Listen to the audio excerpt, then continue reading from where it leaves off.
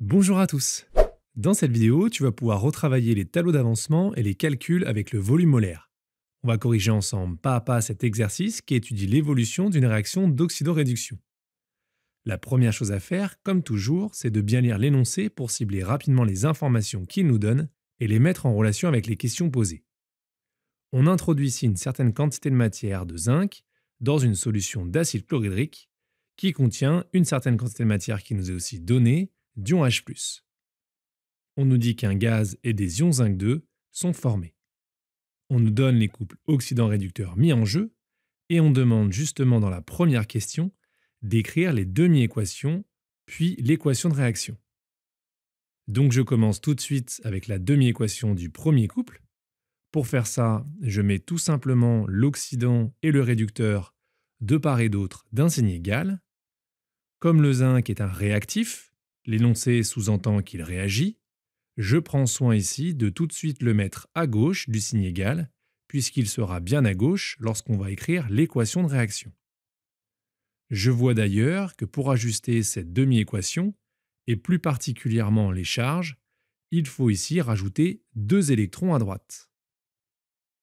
Je refais la même chose avec le deuxième couple, en commençant là aussi par placer H+ à gauche du signe égal, puisqu'on m'a bien rappelé dans l'énoncé que c'était le deuxième réactif. Et je place H2, le réducteur du couple, à droite. Pour ajuster cette demi-équation, je commence ici par ajuster l'élément hydrogène. Je vois qu'il y en a 2 à droite, donc je vais rajouter le nombre stoichiométrique 2 à gauche devant H+, de manière à avoir 2 hydrogènes dans chaque membre. Je m'intéresse ensuite aux charges. Pas de charge à droite. En l'état, il y a 2 charges positives à gauche, donc je vais rajouter 2 électrons pour ajuster cette deuxième demi-équation. Ensuite, pour obtenir l'équation de réaction d'oxydoréduction, je vérifie qu'il y a bien le même nombre d'électrons dans chaque demi-équation, ce qui est bien le cas ici. Donc il n'est pas nécessaire de multiplier l'une ou l'autre. Je peux simplement ajouter membre à membre et retrouver ainsi l'équation de réaction étudiée ici. On peut passer à la deuxième question, on demande de déterminer la composition du système chimique à l'état final. Pour pouvoir faire ça, on va utiliser un tableau d'avancement. Je te remets la forme générale ici, dans laquelle on va retrouver l'équation de réaction en haut, une ligne pour l'état initial, une ligne pour l'état intermédiaire, puis une ligne pour l'état final. Dans chaque colonne, on va venir compléter les quantités de matière. À l'état initial, dans l'énoncé, on nous indique la quantité de matière, elle est notée N1 pour le zinc. Donc je reprends cette notation. Pour les ions H+, elle est notée N2, donc je fais la même chose. Et à l'état initial, l'avancement est bien égal à 0, donc la réaction n'a pas commencé. Les quantités de matière des produits est bien égale à 0. Pour compléter la ligne de l'état intermédiaire, je vais simplement recopier celle de l'état initial. Et pour les deux réactifs, je vais venir soustraire l'avancement associé au nombre stoichiométrique dans l'équation de réaction. Donc pour le zinc, ça me donne N1 moins X. Et pour les ions H+, ça me donne N1 moins 2X, puisque dans l'équation de réaction, il y a bien le nombre stoichiométrique 2 devant H+. C'est pour ça que j'ai mis moins 2X, moins 2 fois l'avancement. Du côté des produits, il n'y a pas de nombre stoichiométrique devant Zn2+, qui sous-entend que c'est le nombre 1. Donc je vais mettre une fois l'avancement. Et même chose pour le dihydrogène. Je termine en complétant l'état final, en remplaçant simplement l'avancement X par X max.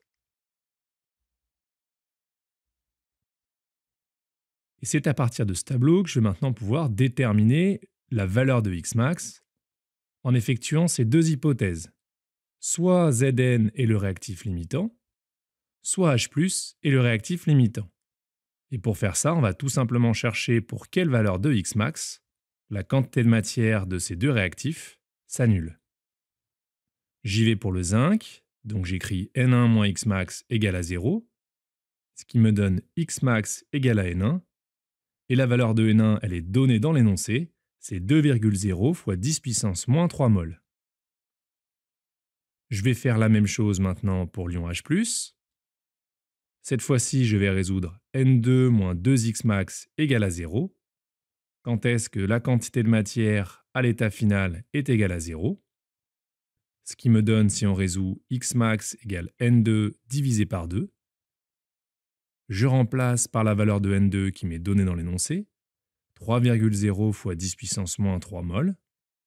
Et on trouve là une valeur de x max qui est égale à 1,5 fois 10 puissance moins 3 mol. Avec ces deux résultats, pour pouvoir déterminer la valeur de x max, il suffit d'avoir le raisonnement suivant. La plus petite valeur de x max ne peut être dépassée. Donc je vais conserver la plus petite valeur, c'est-à-dire x max égale 1,5 fois 10 puissance moins 3.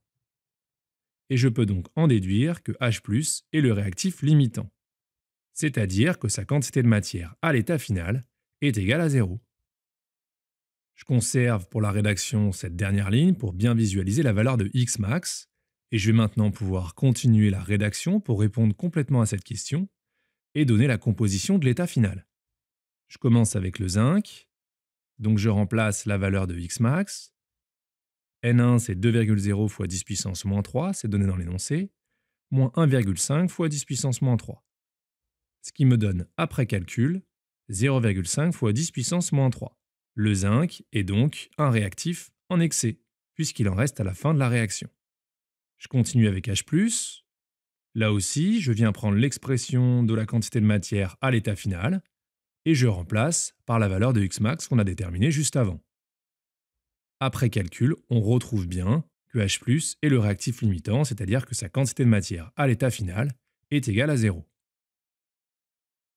Pour les produits, la quantité de matière de Zn2+, et de H2 est la même, elle est égale à x max, d'après le tableau d'avancement qu'on a complété juste avant, soit 1,5 fois 10 puissance moins 3 mol. Voilà pour la composition de l'état final. On peut maintenant passer à la question numéro 3, dans laquelle on demande de calculer le volume de gaz dégagé. Donc le gaz dégagé lors de cette transformation chimique, c'est le dihydrogène. C'est pour ça ici que pour bien comprendre la rédaction, je t'ai renoté la quantité de matière à l'état final de dihydrogène, donc la quantité d'hydrogène qui est formée. On cherche ici à calculer V à partir de cette quantité de matière. Et pour ça, on va utiliser cette relation qu'il faut bien connaître, c'est pour ça que je te la note en rouge. Petit n est égal à V sur Vm. Petit n, c'est la quantité de matière de gaz, V, c'est le volume, et Vm, c'est le volume molaire dans les conditions d'expérience. Sa valeur nous est donnée, et elle te sera systématiquement rappelée dans les énoncés. On va aussi utiliser le produit en croix pour manipuler cette formule et exprimer V, c'est ce qu'on cherche. V est égal à petit n fois Vm. Je vais venir remplacer par les valeurs pour déterminer le volume de gaz dégagé, 1,5 fois 10 puissance moins 3 mol, multiplié par 24 litres par mol, qui correspond à la valeur du volume molaire. J'ai pris soin ici de te renoter les unités utilisées pour vérifier l'homogénéité et surtout bien te rappeler que le résultat de ce calcul, qu'on effectue avec une calculatrice, va s'exprimer en litres, 0,036 litres. On peut d'ailleurs ici exprimer ce résultat en millilitres. Voilà pour cet exercice. Comme d'habitude, si tu as des questions ou des remarques sur ce qui vient d'être fait, n'hésite pas, et je te souhaite bon courage pour la suite de tes révisions. À bientôt!